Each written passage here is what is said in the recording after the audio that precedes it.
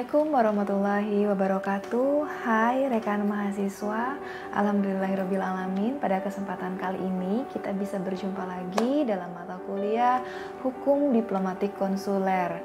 Pada kesempatan kali ini merupakan mata kuliah di TM ke-7, di mana kita sebelum melaksanakan UTS, saya ingin menyampaikan materi yang terakhir sebelum UTS, artinya materi tentang hukum diplomatik.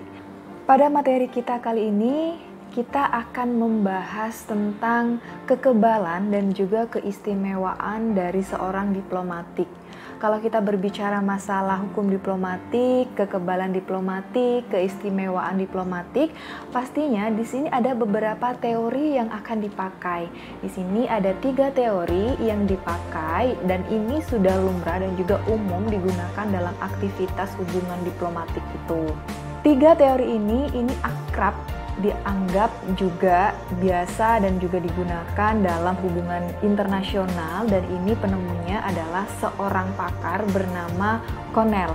Jadi Connell ini memberikan pemikiran-pemikirannya tentang kekebalan dan juga keistimewaan diplomatik dalam kategori ataupun 3 teori itu. Yang pertama di sini ada teori eksteritorialitas atau exterritoriality theory. Yang kedua di sini ada teori representatif, dan yang ketiga ada teori kebutuhan fungsional. Saya jelaskan terlebih dahulu mulai dari teori yang pertama atau teori eksteritorialitas.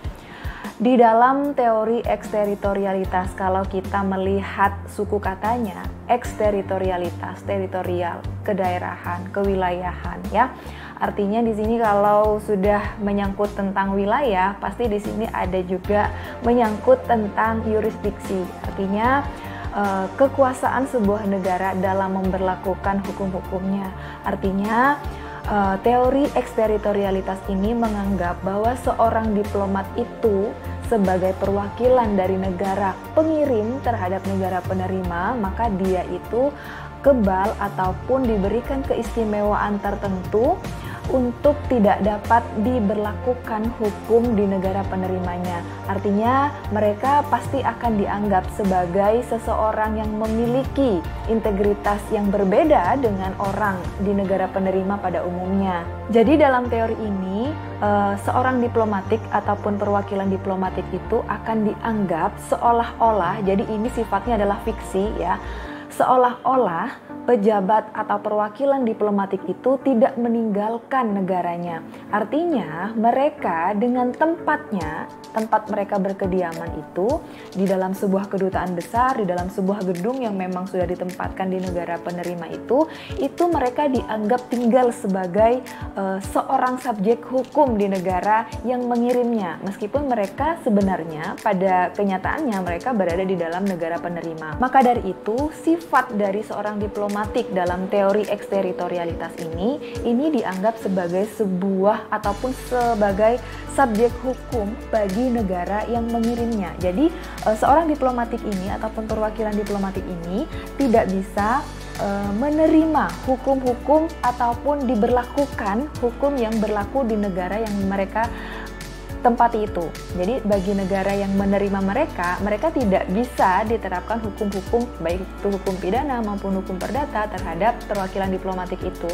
Karena pada teori ini mereka menerapkan prinsip seorang diplomatik ataupun perwakilan diplomatik itu sebagai subjek hukum bagi negara yang mengirimnya. Jadi ini dianggap juga sebagai perluasan dari negara yang mengirimnya di negara penerima. Maka dari situ ini muncul sebuah ketidaksepahaman di berbagai praktik di dalam hubungan internasional, sehingga nantinya teori ini akan dianggap cenderung untuk tidak menimbulkan keselarasan. Artinya contohnya seperti ini. Di dalam praktik dengan di dalam teori itu pasti akan berbeda ya. Contohnya di dalam praktik seperti ini. Misalnya seorang pejabat diplomatik yang dikirim Indonesia ke negara Amerika misalnya, mereka mengendarai sebuah mobil harus berada di lajur kiri untuk wilayah Indonesia. Biasanya pada umumnya mereka beraktivitas, mereka berada di jalur kiri. Ya, sedangkan untuk di negara Amerika, mereka kan tidak menggunakan lajur kiri, tapi menggunakan lajur kanan. Nah, ketika hal ini dilakukan oleh seorang diplomat asing ya, seorang diplomat asing kemudian mereka melakukan mengendarai sepeda motor ataupun mengendarai mobil menggunakan lajur kanan ataupun lajur kiri, mereka menggunakan lajur kiri yang seharusnya mereka di daerah itu, di negara itu mereka menggunakan lajur kanan, ini akan membahayakan terhadap pengemudi-pengemudi yang lainnya. Makanya dari sini teori ini dianggap bahwa ketika mereka berada di negara penerima, kemudian mereka tidak mengikuti apa yang menjadi aturan di negara penerima, ini akan menjadi gesekan-gesekan tersendiri. Contohnya di dalam praktik seperti pada saat hukum lalu lintasnya di negara itu.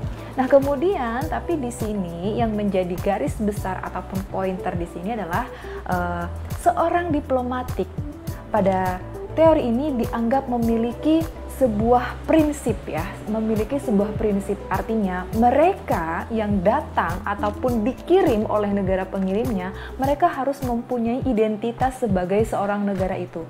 Jadi seorang diplomatik yang dikirim terhadap negara itu pasti akan membawa nama negaranya. Apapun yang mereka lakukan, apapun yang mereka kerjakan, mereka akan mewakili dari negara yang mengirim itu.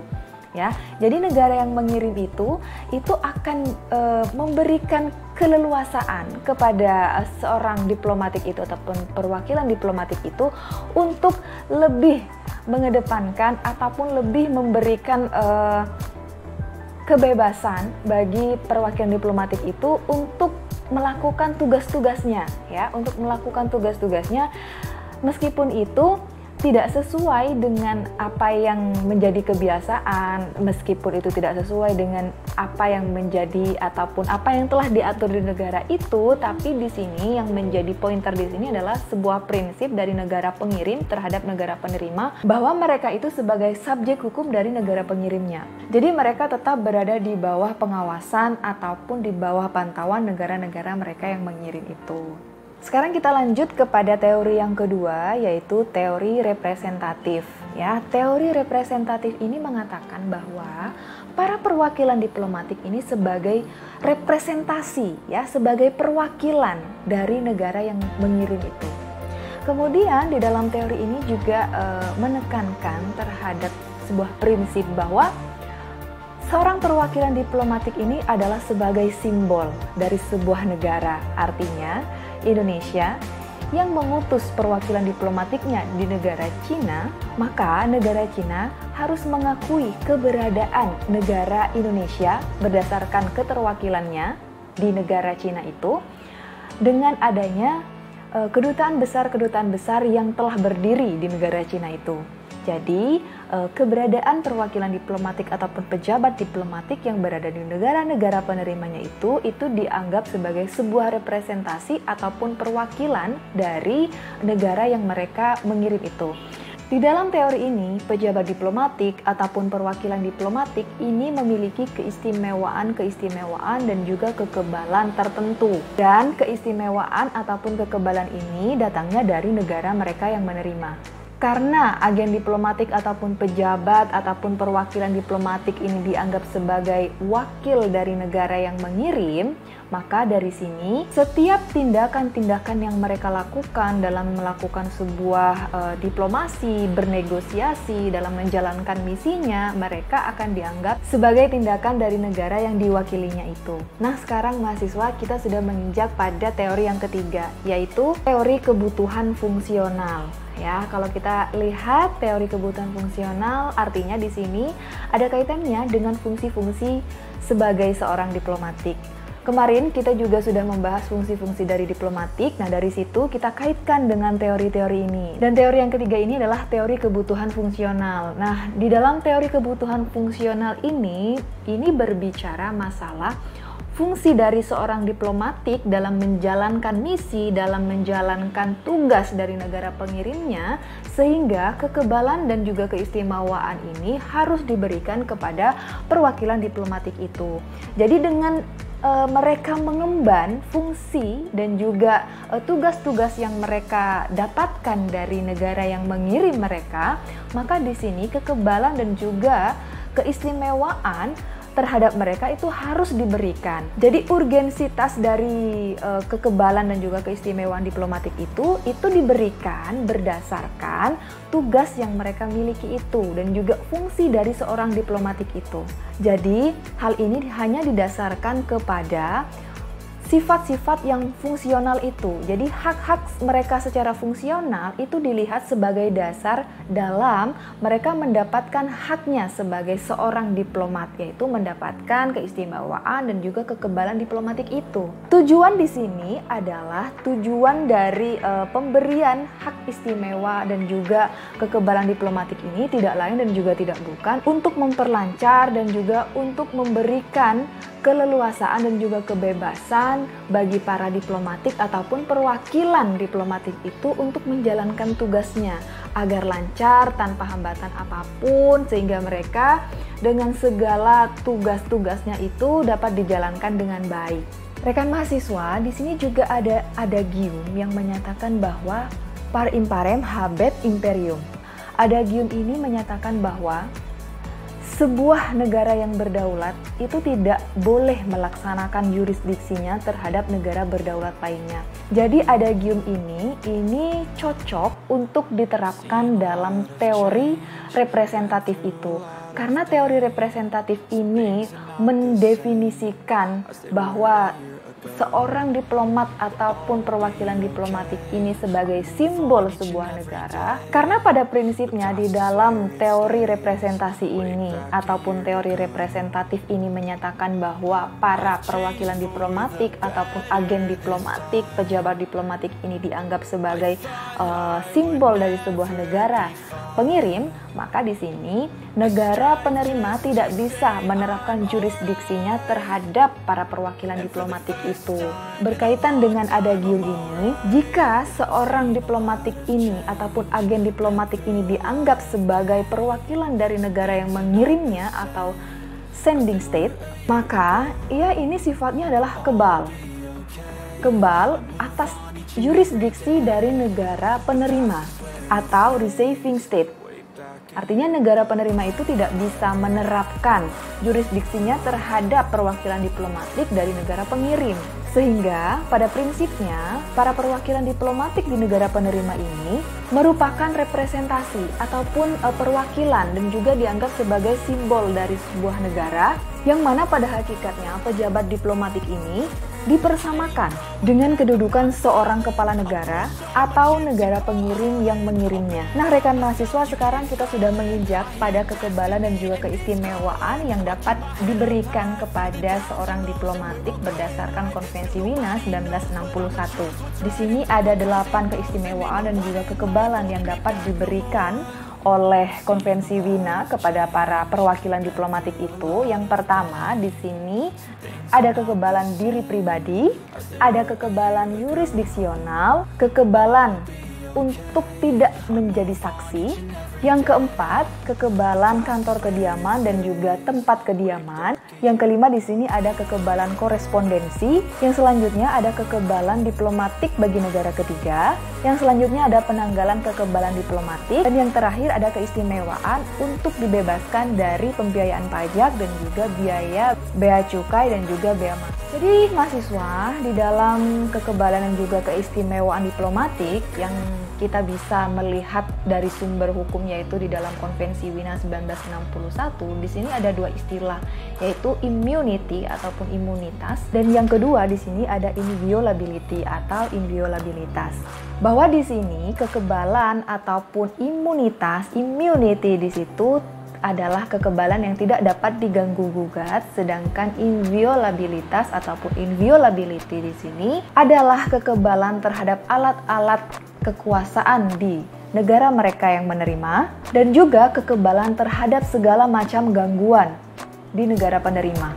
Sedangkan immunity ataupun imunitas di sini adalah sebagai kekebalan terhadap yurisdiksi dari negara penerima, baik itu hukum pidana maupun hukum perdatanya. Nah, rekan mahasiswa, sekarang kita sudah sampai pada materi terakhir. Kalau tadi itu kita sudah berbicara masalah teori yang biasa dipakai di dalam seorang diplomat ataupun perwakilan diplomatik itu menerima kekebalan dan juga keistimewaan sebagai seorang diplomatik, sekarang kita berbicara yang terakhir tentang kapan sih berakhirnya kekebalan diplomatik itu. Nah, pastinya di sini ya teman-teman mahasiswa juga sudah tahu bahwa seorang diplomatik itu mulai menerima dan juga mendapatkan kekebalan dan juga keistimewaan diplomatik itu pada saat mereka diutus ataupun diberikan sebuah letter of credence itu atau kredensial itu. Nah, jadi seorang diplomat itu yang telah mendapatkan letter of credential itu, mereka telah sah mendapatkan ataupun menerima kekebalan dan juga keistimewaan sebagai seorang diplomatik. Jadi 8 keistimewaan dan hak yang mereka dapatkan sebagai seorang diplomatik yang telah saya sebutkan di awal, yaitu hak secara pribadi, hak korespondensi, hak tidak membayar pajak dan bebas dari bea cukai, bea masuk dan lain sebagainya, dan keistimewaan yang lainnya itu ya.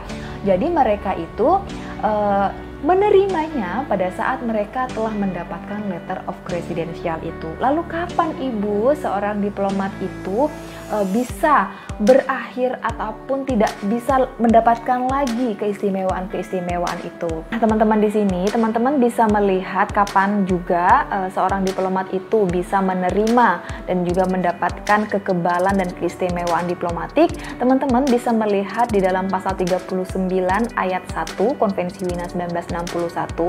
Di situ dinyatakan bahwa kekebalan dan keistimewaan pejabat misi diplomatik ini dimulai berlaku sejak mereka memasuki wilayah negara penerima dalam rangka proses untuk menempati pos-pos kedinasannya. Jadi mereka menempati kediaman mereka, kantor kediaman mereka ataupun kantor dinas mereka untuk melaksanakan fungsi resminya.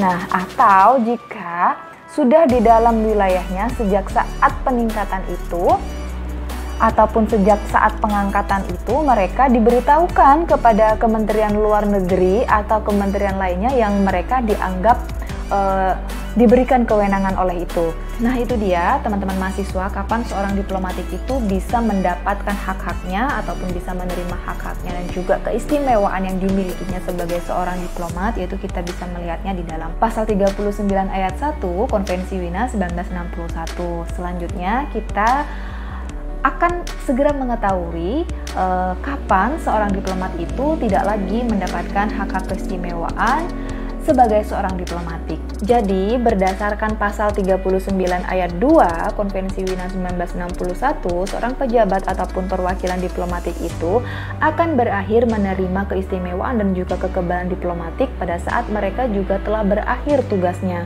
Jadi, pada saat mereka telah sampai pada periode mereka bertugas, mereka akan secara otomatis akan berakhir juga mendapatkan hak-hak dan juga keistimewaan sebagai seorang diplomatik. Hal ini juga bisa teman-teman lihat di dalam pasal 32 ayat 1 Konvensi Wina 1961 bahwa hak-hak ini dan juga kekebalan ini tidak bisa diterima lagi pada saat negara pengirim telah menanggalkan tugasnya.